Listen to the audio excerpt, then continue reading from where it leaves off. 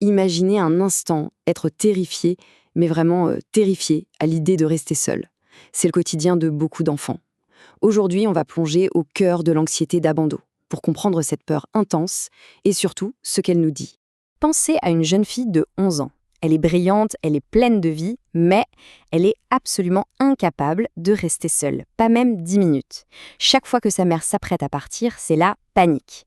Alors la question qu'on se pose, c'est ça. Pourquoi est-ce que cette solitude est si insupportable pour elle et pour tant d'autres? Alors première chose à savoir, cette peur, ce n'est pas un diagnostic en soi, comme on pourrait l'imaginer. En psychologie, on appelle ça un schéma.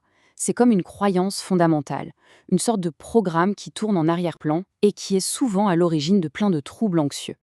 Non, ce n'est vraiment pas un caprice, c'est une véritable structure interne. Ce schéma, c'est un peu comme porter des lunettes qui déforment tout. À travers elles, le monde est un endroit où l'on s'attend constamment à être quitté, rejeté. Et c'est ce terrain-là qui, malheureusement, peut mener à une anxiété généralisée ou, plus tard, à de la dépendance affective. Ok, mais d'où ça vient, au juste? Pour le comprendre, il faut revenir en arrière, très en arrière, aux toutes premières briques de notre sécurité intérieure. Et pour ça, il y a une théorie en psychologie qui est absolument fondamentale. C'est la fameuse théorie de l'attachement de John Bowlby. Et ce qu'elle nous dit est assez révolutionnaire. Le besoin d'un enfant d'être proche de son parent, d'être rassuré par lui, ce n'est pas juste un désir, c'est un besoin primaire. C'est aussi vital que manger ou boire. C'est carrément un instinct de survie qui est câblé en nous. Et quand ce besoin est comblé de manière régulière et prévisible, il se passe quelque chose de magique. L'enfant construit ce qu'on appelle une base de sécurité interne. En gros, il intègre ce sentiment de sécurité, il le met à l'intérieur de lui.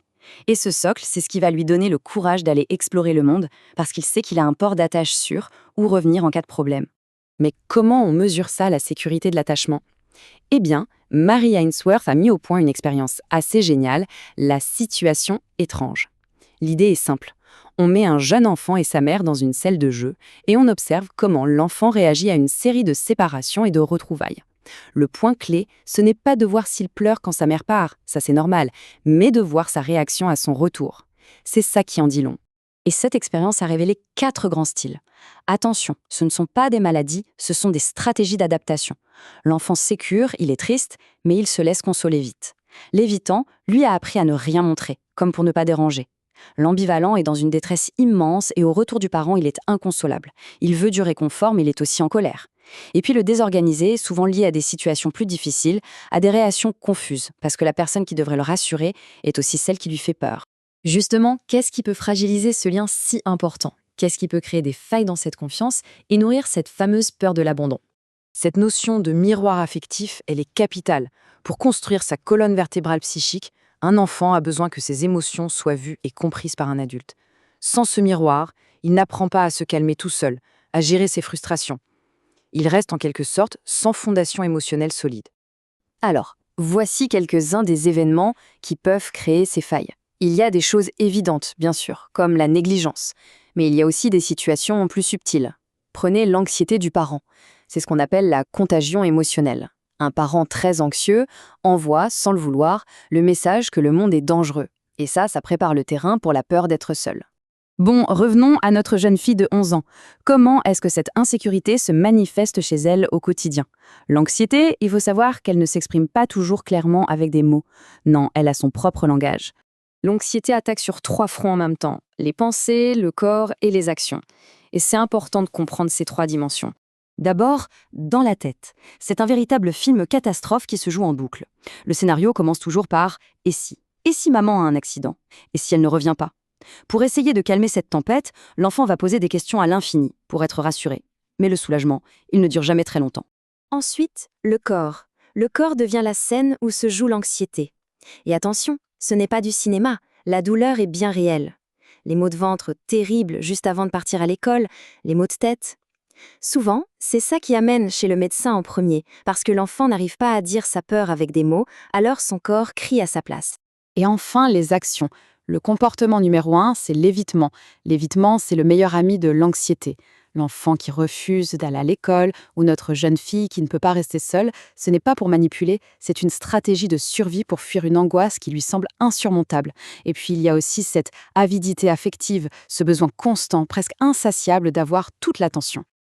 Ok, le tableau peut sembler un peu sombre, mais la très bonne nouvelle, c'est que rien n'est gravé dans le marbre. On peut tout à fait aider un enfant à réparer et à reconstruire sa sécurité intérieure. Voyons comment on peut faire concrètement. Ça, c'est un point absolument essentiel pour les parents. L'instinct, c'est de protéger son enfant, de lui éviter ce qui lui fait peur. On appelle ça l'accommodation. C'est un piège parce que ça soulage sur le moment, mais sur le long terme, ça confirme à l'enfant que sa peur est justifiée. L'approche qui marche, c'est de valider l'émotion, je vois que tu as peur, mais tout en l'encourageant doucement à y faire face. Ça lui apprend que l'anxiété, c'est désagréable, oui, mais ce n'est pas dangereux.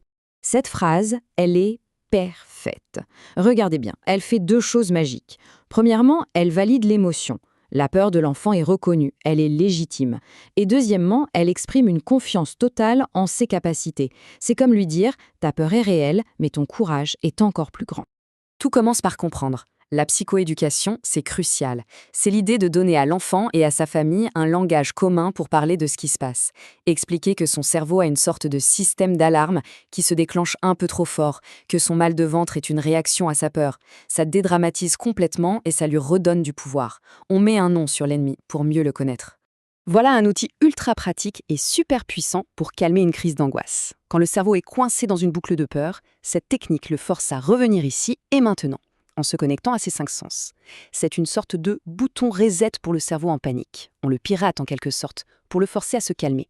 Évidemment, un accompagnement par un professionnel est souvent une très bonne idée. La thérapie cognitivo-comportementale, la TCC, est particulièrement efficace. Elle agit sur deux niveaux. D'une part, on aide l'enfant à repérer et à défier ses pensées catastrophiques, et d'autre part, on l'aide à affronter ses peurs, mais tout doucement, pas à pas, jusqu'à ce que l'anxiété perde de son pouvoir. On termine sur cette question. Et si le but, ce n'était pas juste de guérir, d'effacer la blessure?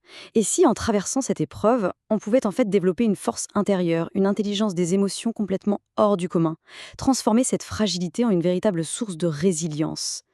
C'est une belle perspective, non? Voilà, c'est une réflexion que je vous laisse. Merci de m'avoir écouté.